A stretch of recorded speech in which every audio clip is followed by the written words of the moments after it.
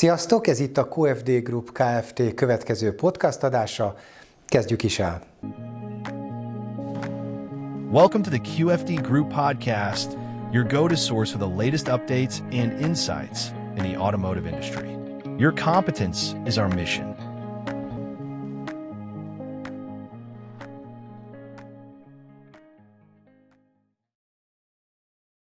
Sziasztok!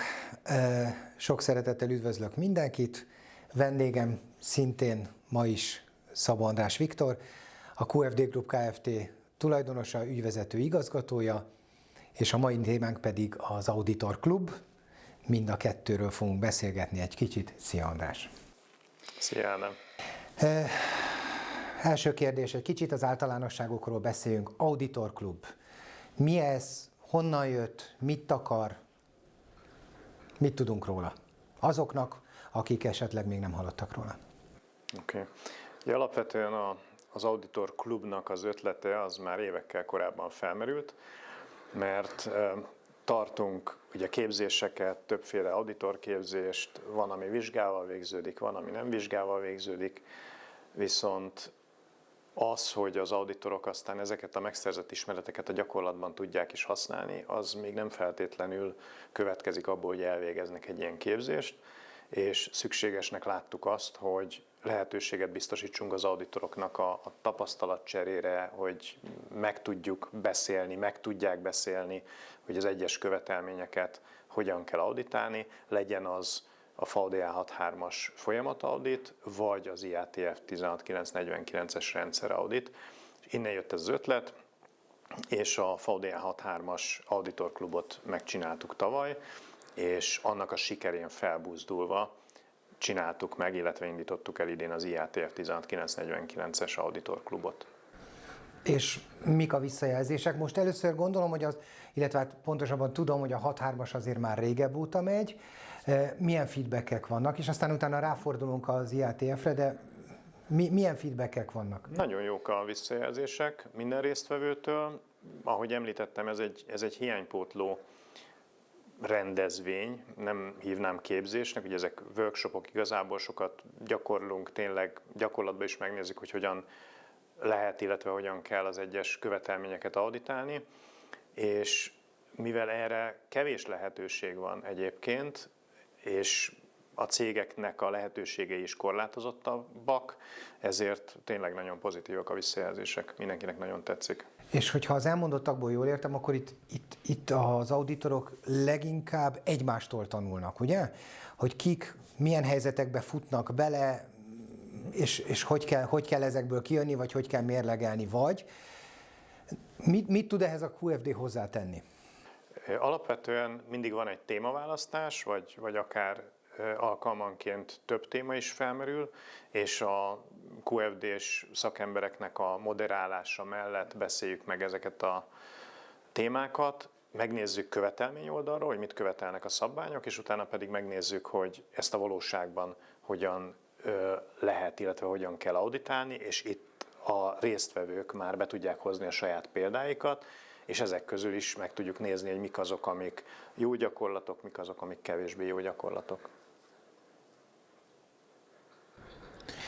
Jó, IATF, forduljunk rá.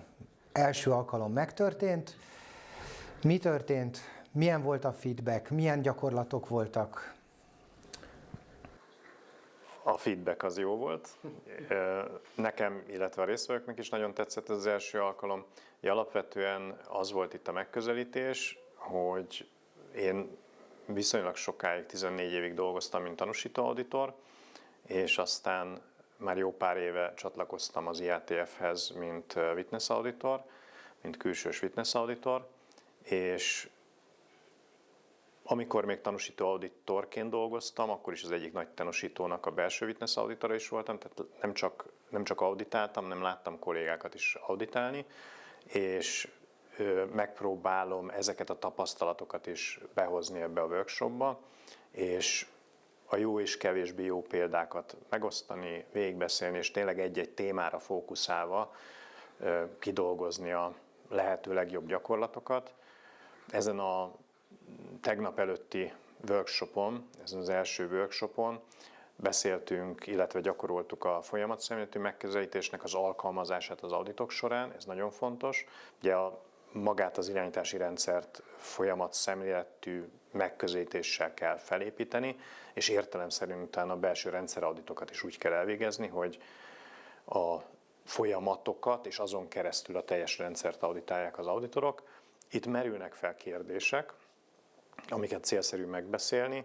Egyrészt felmerül az a kérdés, hogy hogyan lehet egyáltalán a folyamatok sorrendjét és kölcsönhatásait auditálni, és mitől látszik ez, vagy hogyan tudjuk ezt bizonyítani, hogy ezt valóban így csináltuk, és akkor ez érinti az audit tervnek az összeállítását, hogy milyen sorrendben auditálom az egyes folyamatokat, illetve érinti azt is, hogy az egyik folyamatban gyűjtött példákat hogyan viszem át a másik folyamatba, és hogyan igazolom azoknak a helyességét, vagy hogyan megyek tovább egy adott nyomon, és ez fog összeállni aztán, ez az egész lánc fog összeállni egy rendszerre, és ez fogja igazolni azt, hogy én tényleg a rendszert auditáltam a folyamatokon keresztül. Tudsz-e valami jó érdekességeket, ugye witness auditorként azért te, és nem csak Magyarországon, hanem a világ számos pontján dolgozol. Vannak-e olyan érdekességek, amik a nézők, hallgatók számára is izgalmas lehet? Természetesen köt a titoktartás, tehát nagyon nyilván név nélkül. Rébuszokban és virágnyelven tudok csak fogalmazni, de hogy visszakanyarodjak ide a folyamatszemléletű megközelítésnek az alkalmazására az auditok során, az például egy elég gyakran előforduló probléma, hogy nem a folyamat térkép szerint építi fel az auditor az audittervet, aminek több oka lehet. Sokszor az oka egyébként, hogy maga a folyamat-térkép sem annyira jól felépített, és nehéz azt az auditon követni. De a folyamat-térképet az ügyfél adja, nem? Így van, így van. De nincs erre egy valami közmegegyezés, hogy akkor te megkapod az inputot, és az input alapján fölépítesz valamit, vagy már az auditor már sejti, hogy ez a folyamat-térkép nem olyan, mint aminek kéne lenni, és valahogy más irányba, vagy van egy szokásos eljárásmódja? Most, ha egy picit elvonatkoztatunk attól, hogy a folyamat-térkép esetleg nem jó, vagy nem teljesen fedi le a szervezetnek a működését, most ezt hagyjuk. Induljunk ki abból, hogy a folyamat-térkép jó, de ilyen esetben is gyakran előfordul az, hogy az audit terv egyszerűen nem a folyamat-térképet követi. Most mondok egy viszonylag tipikus példát, vagy amivel azért már többször találkoztam. A szervezetnek van egy olyan folyamat, amit ők úgy hívnak, hogy management process, vagy csak simán management, és az auditor pedig az audit tervbe azt írja föl, hogy management review, ami igazából egy esemény a vezetőségi folyamatban, amit kötelező megcsinálni bizonyos rendszerességgel, minimálisan évente egyszer, de ez nem a vállalatnak egy folyamata. Tehát én az audit tervbe csak azokat a folyamatokat tudom felvenni, amit egyébként a szervezet meghatározott, hogy az neki egy működési folyamata, vagy egy vállalati folyamata. Tehát amikor a folyamat térkép és az audit terv nem találkozik egymással, ez már önmagában felvet kérdéseket, hogy akkor az auditor hogyan is auditálta ezt az irányítási rendszert. Ez az egyik ilyen dolog, ami elő szokott fordulni. A másik, ami igazából a folyamatszemléletű megközelítésnek az alkalmazását, illetve az auditokból a minél több, minél hasznosabb információ kinyerését szolgálja, az a folyamatok sorrendjének a megfelelő auditálása. Ez már nem egy olyan meghatározott követelmény, amit meg lehet találni akár a szabványban, vagy tanúsítási szabályzatban, vagy bárhol, hogy a szervezetnek milyen sorrendben kell auditálni a folyamatait.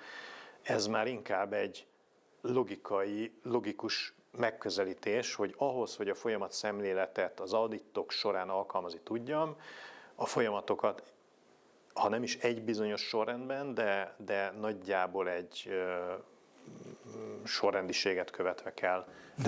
De azért ezek a sorrendek, vagy processz folyamatok sorrendje, ezek nagyon hasonlóak, nem a cégeknél. Most olyan logikai sorrendekről beszélünk, hogy bejövő áru, stb. Kezelés, gyártás, logisztika, tehát hogy van egy ilyen általános elfogadott sorrendiség?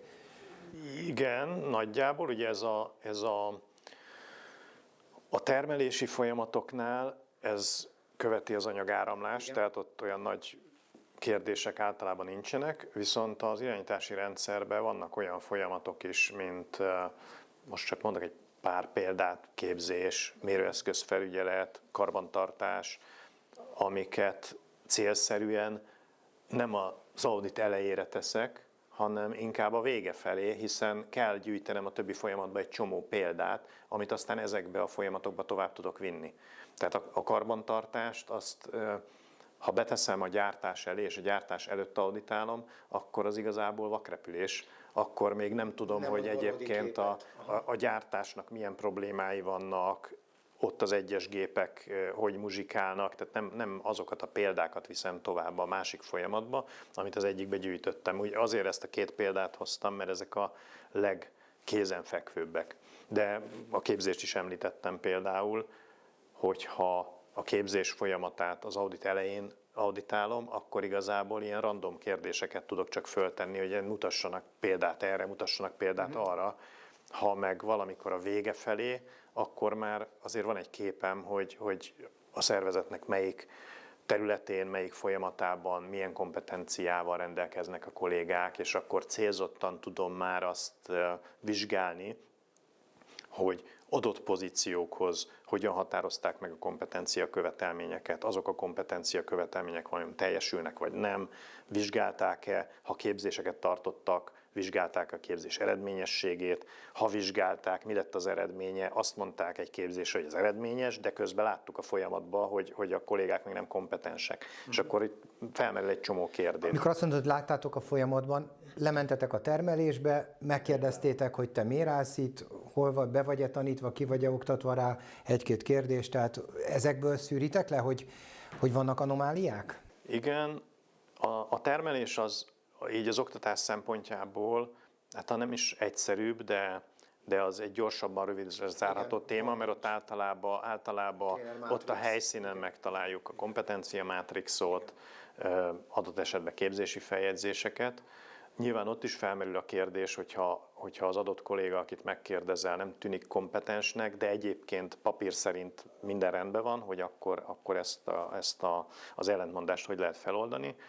De mondok egy másik példát, hogyha folyamatfejlesztést auditálunk, és mondjuk az FMEA tartalmilag nem annyira jó, akkor látom az FMEA-nak a fejlécében, vagy ha szoftver, akkor a szoftverben, hogy kik voltak a kollégák, akik ebben az FMEA készítésben részt vettek, és mondjuk képzés folyamatban már azt tudom megkérdezni, milyen kompetencia követelmények vonatkoznak a folyamatmérnökre, ha ott folyamatmérnök is volt, ezek és akkor nézzük meg a Kovács Bélának a vonatkozó igazolásait, hogy ő vajon ezekkel a kompetenciákkal rendelkezik-e. És akkor megint oda jutunk, hogy vagy rendelkezik, vagy nem, ha vett képzéseken részt, értékelték az eredményességét, vagy nem, hogyan értékelték az eredményességet, hiszen az eredményesség az azt jelenti, egy képzésnek az eredményessége, hogy a kolléga jobban tudja csinálni azt az adott dolgot, mint a képzés előtt.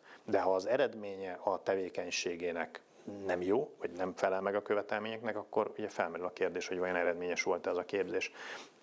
Tehát erre gondoltam, amikor azt mondtam, hogy a folyamatok sorrendjét azt ügyesen, okosan célszerű meghatározni az audithoz, mert akkor fogjuk megkapni azt a képet az irányítási rendszerről, amire szüksége van a menedzsmentnek, hogy lássa, hogy akkor most hogy is állunk tulajdonképpen.